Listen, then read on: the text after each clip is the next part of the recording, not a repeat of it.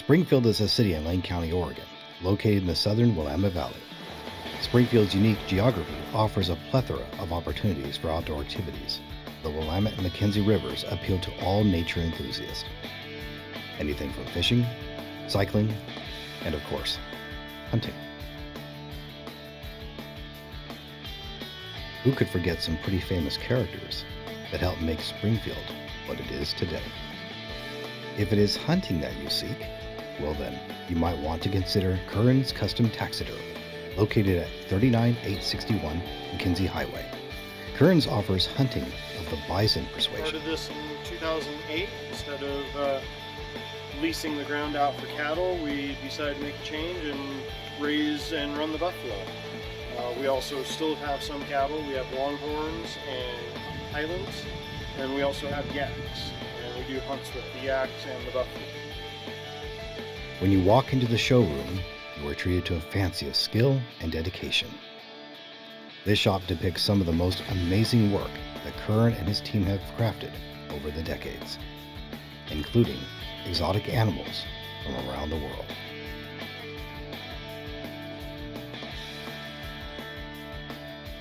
I've grown up here my entire life.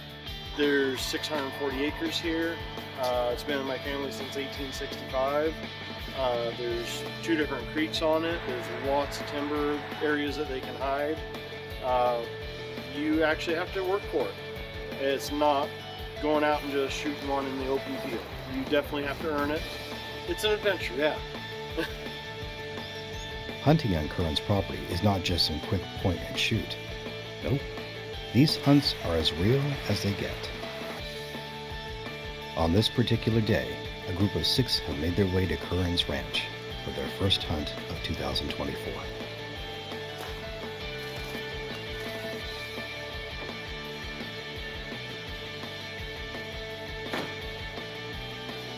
The group consists of 3 active shooters. This is an extra precaution, should the need arise.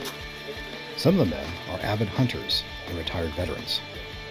But for one member of the group, this will be his first time hunting a much larger animal. He is excited for the opportunity.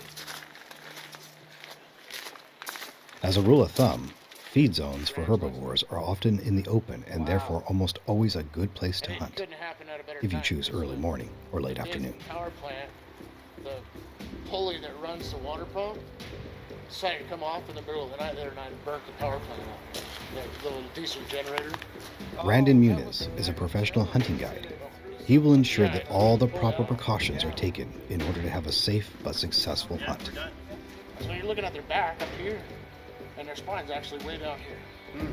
And then the vitals are way down below that.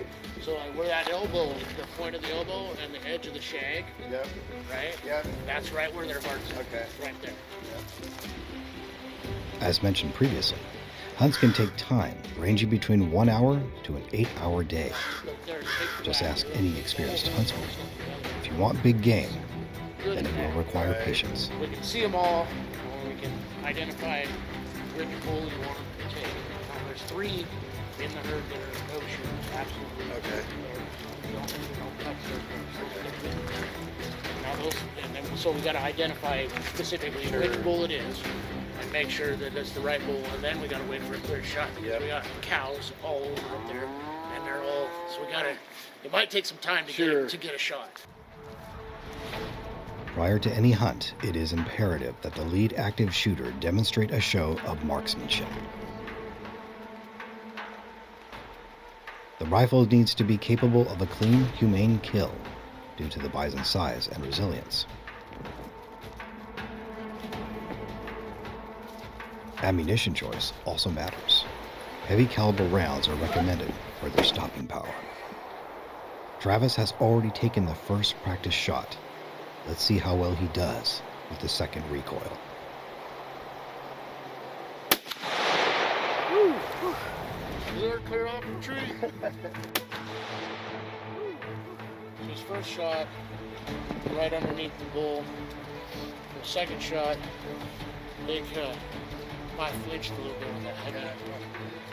Oh, after you get that first recoil, you're like, oh, the second one, you're like, oh. But we're good. The first one's always going to be your best one. Sure. You know, and you're right. Well, and I was holding low on that because I knew it was going to be low, and that one I held right on. So, Yeah. but I didn't. You come up a little bit, so Yeah. we're going to be all right. Yeah. And that's not a half-minute gun. Yeah. Definitely not. Now that the test shot is complete, preparations are already underway for the hike up the mountain. Since the bison are free roamers, they may already be towards the summit, which will only add to the journey.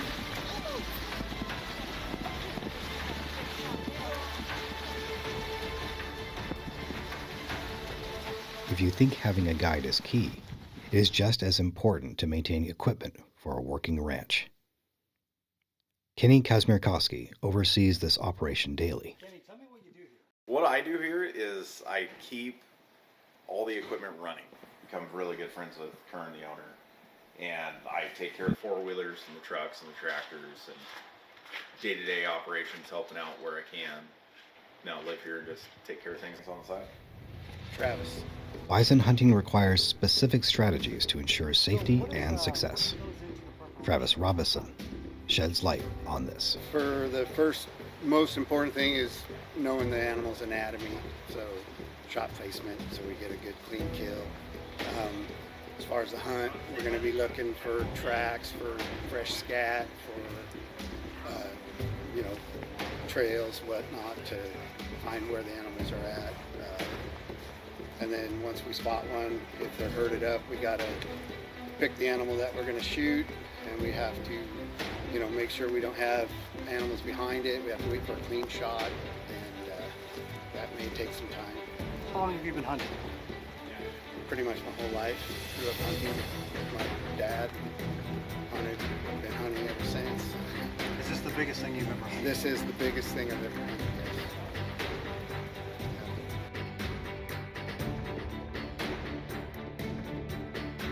It's go time.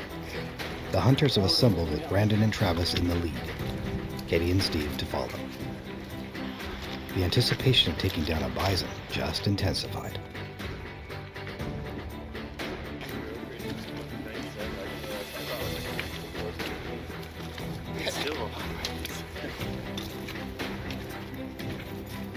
After a considerable hike, the first fresh tracks are spotted. The Bovidae are now within range.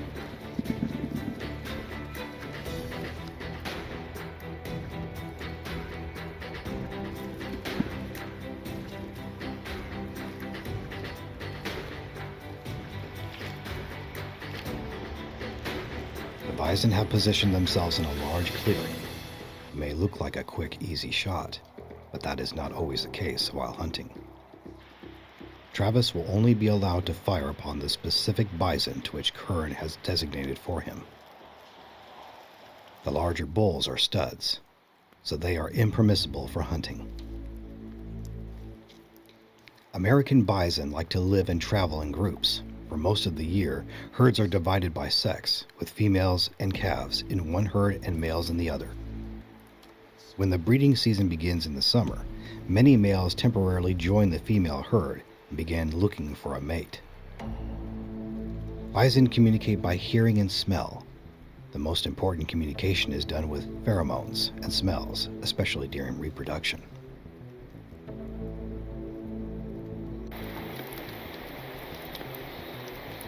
See how they punched up. You got a little bit uneasy.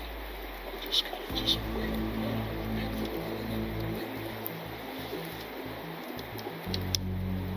Carry. Nobody's carrying shit out of this thing. Oh, that's because it's no ear tag. It's no ear tag. When blizzards blanket the plains with deep snow, bisons use their heads as a plow or swords to push aside the accumulation and reach the forage below. Naturally, there is always a bull amongst the herd wanting to assert himself. The massive animals weigh up to 2,000 pounds and can hit speeds of 40 miles per hour.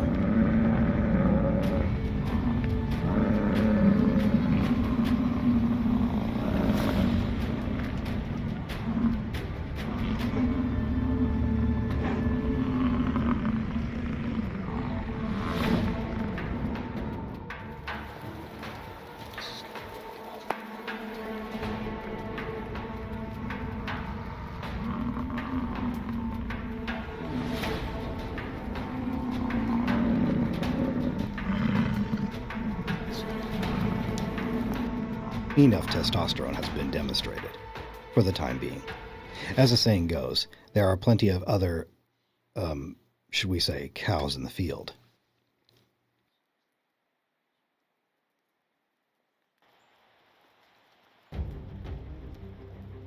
People, they got way nervous way quick.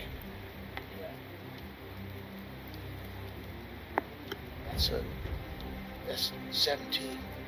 He's a breeder bull. So him and No Ear Tech were just button heads going at it.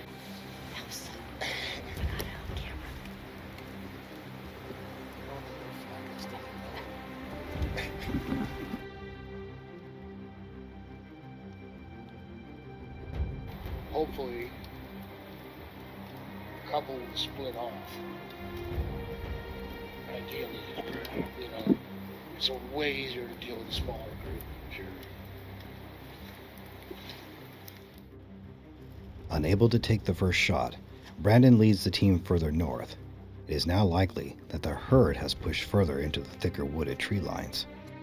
This means there will be plenty of ground cover, such as twigs, which could potentially sound an alarm for the animals.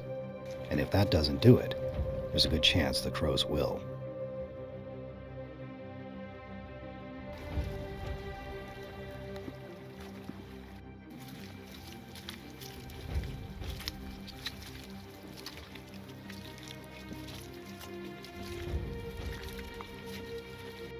I was hoping if they would have dropped down here, we could their spring, it's probably gonna make a play. Well, they can still hold me back right here. There's another metal brick. Looks like they're just following the road. They're gonna probably turn and get down to that. And if they don't stop there, it's another metal brick. It's just a matter of whether they stop at that. Hopefully they stop there. We're gonna get a big switchback, so we'll get over through the trees.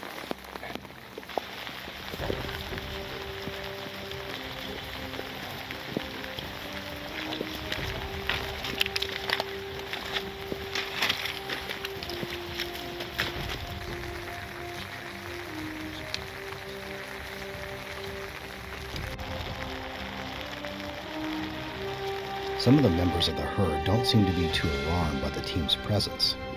This particular grazer is not the target, so the team will have to continue to ascend the mountain.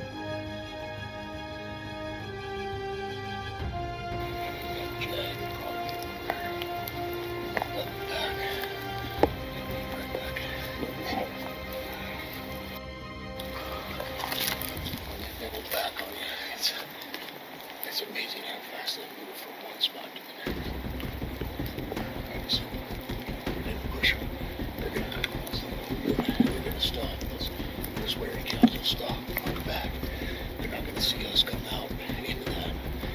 So they should calm down. They should be letting my trails go. We're gonna find them.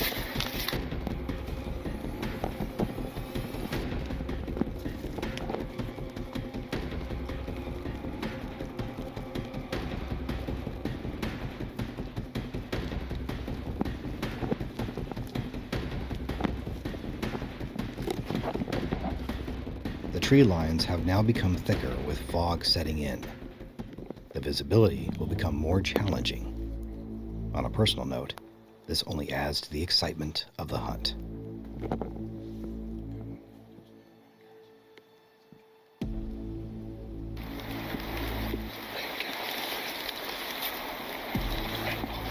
She's blocking us.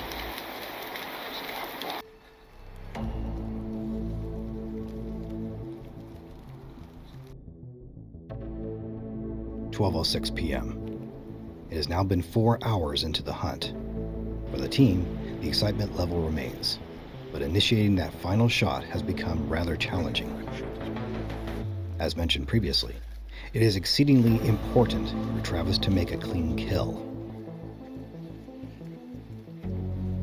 He may be an expert marksman, but the heavy fog may be too thick to get a shot off.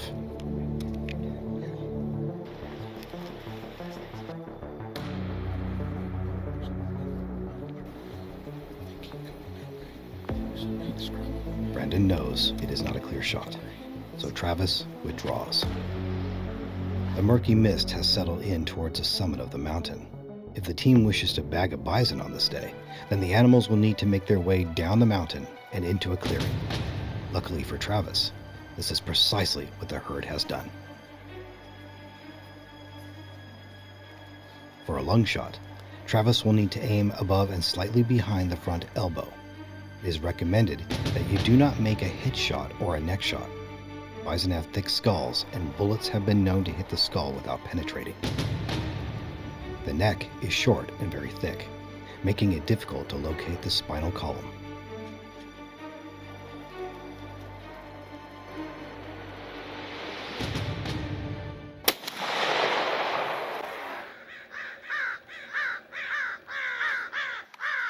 It is a success. Eventually, or what do they? How do you? Yeah, but sometimes it takes Sure. Yeah, I'm just saying that it's. back color, I bet. How old is this? The bull? That bull should be in the 3 to 5 year old range. All the shooters are right in that 3 to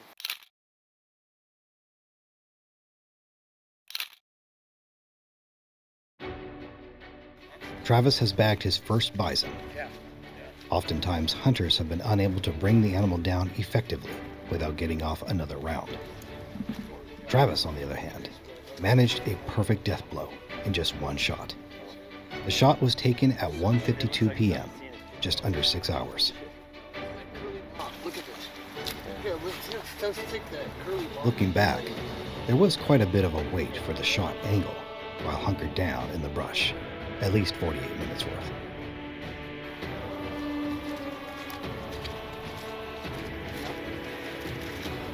Watch where you sit, it's all poison oak. We've been walking through it all day. Ooh. Nice. Oh, we had to wait for. We had a cow that had us pinned down for a long time, so we couldn't even do anything. We just sit there and inside the brush line, and then after finally she turned and got out of the way and wasn't paying attention to us anymore, we were able to slip out. And then it was all about, we had to wait for the shot angle because there was cows in the way, and then he was bucked to us and didn't give us a shot. The next step is to load the animal onto the tractor for transporting back to base. Brandon Muniz, the team's guide, will take it from there. This particular bison weighed in at just over 500 pounds and will help provide for up to 5 families. The bull would move and give us a wrong angle, and I mean, even the shot we took wasn't what we were hoping, but it was what we took. You're right it was there. quartered away, and it was a good shot to get low. So. And we waited for quite a while. A couple other bulls we looked at, but this one gave us the best opportunity. So How's the experience been for you? it was very cool. Biggest animal I've ever shot. Would you recommend a hunt here? Oh, for sure. It's a lot of fun. I mean, it's a hunt too. They run from you, so. So this is where we do all the taxidermy work. After the hunt, in our other room over there is where we're skinning it out. And it's going to get skinned, then we'll turn it. So we have to turn the ears inside out, the nose inside out, the lips, the eyes, that all gets turned inside out. This is a skin that just came back that we're in the process of mounting. This is all wet, like you just ran your clothes through the washer machine. It's totally wet. It makes it form to the form better. It's going to fit it and go into the valleys and get your muscles struck. Up here on the wall is a foam form. Each form is individually ordered to fit the skin, the type of animal, and what the customer wants it to be looking like. Then depending on what it is, sometimes we have to cut them apart and alter them. And that's literally take a Sawzall to it and start hacking it into pieces and make it do what we want it to do. As far as a turn or having it looking up or down or different things, a lot of times we can order them the way we want them, but like with a buffalo, they're very limited on the forms that are available, not only for size, but then for the position. So then we have to alter it to be what we want it to be. Once we have that form here, we'll fit the horns or the antlers to it, get them attached. once we get the skin on, we get most way positioned. We'll get our clay back in here for the ear butts, and we'll put those antlers in, and we'll get this sewed up right here and start doing our fine tuning, tucking the nose and the eyes and start doing our fine tuning. Then 24 hours later, the next day or so, we come back in and we go over it again, and they'll hang on the walls in here and they'll dry for about 30 days on average, depending on what the temperature is, humidity. That all makes a difference on it. If you're over Eastern Oregon, you could mount this and 3 days later it'd be totally dry and you could send it out the door. So these are African dermestid flesh-eating beetles. These little guys here, that's the larva. Those are the workers. These black ones, that is the adult. They live for 53 days. They are the ones that do all the work for us. We pick everything off these skulls. Anything roughly that big or bigger, we get off by hand, blow the brains out, get the eyeballs out, get the roof of the mouth, get it all totally clean, and then we freeze it, keep them frozen until it's ready for them to come into here. They have to wait their turn. We can't overload the bugs because then they just wouldn't eat everything, and then it's going to be a nightmare trying to get it all off there. Underneath this is just like a cotton batting. They kind of make a nest in there and go to town. That skull was just put in there yesterday, and they've got it really well eaten clean already. And we've got a bighorn sheep right there. We're waiting for that to be able to slip the horns off. Then these guys are ones that have already been eaten clean. We've moved them off to the side, let them sit here for a few days, let any of the bugs and larvae come off. Then we'll start moving them to another tank and letting all the rest of the bugs or eggs hatch, larvae come off. Then we'll move them out of here and we'll soak them for a degrease, water, ammonia, Dawn dish soap, and a heavy-duty degreaser. And we use heat rods for like livestock tanks, and we heat the water to roughly around 117 degrees, and we hold them there, and that's what starts getting the grease and oils out of the bone. Then we'll do a light simmer before they get moved into doing the peroxide. In the end, it was a very exciting, successful hunt, and sure to draw in more hunters from around the state. Now that you know where to go and who to look for. We love doing our taxidermy. I've got a great crew of people that help out throughout all the steps that we do. This is a full-time job. We absolutely love what we do. Get some wonderful customers, and getting to do the hunts is absolutely phenomenal. Come and see us. You won't be disappointed.